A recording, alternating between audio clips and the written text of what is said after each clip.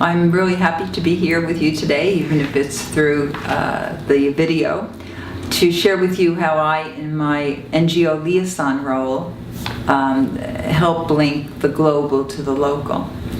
And one thing I'd like to say at the beginning is that I feel I can do that because I'm also PJIC Director of Peace, Justice, Integrity, Creation, Director of the Sisters of Charity of New York.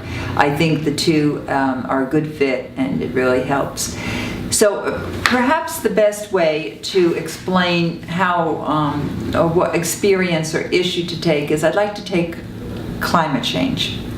It certainly has been an issue that is more increasingly in the news. It's been an issue that it's very hard to grasp what it means and how one can connect to it.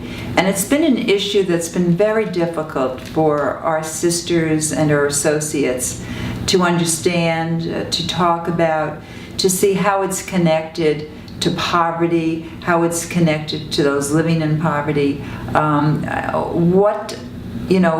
With working on poverty per se, working on trafficking and immigration, and those are three issues that we really do focus on, it's very hard to get a conversation going around why it's important to address climate change. So I think what I'd like to bring to you today is that CJ has done an excellent job in keeping us informed as NGO liaisons on what's happening at the United Nations regarding climate change. About almost 2 years ago, she gave an excellent presentation on climate change and its impact on poverty, on people living in poverty. Her constant information, her May-June United Nations report, that has been very helpful. And I think with that, with Superstorm Sandy, when it occurred, it certainly has made us New Yorkers more aware of it.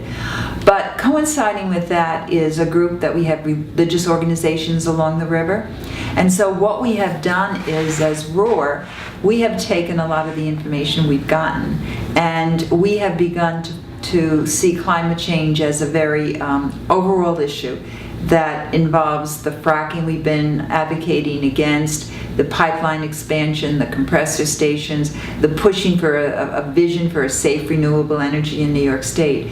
So what's happened, and the momentum's been growing, is that from this local, regional, and state issue of fracking that now has more of a global climate change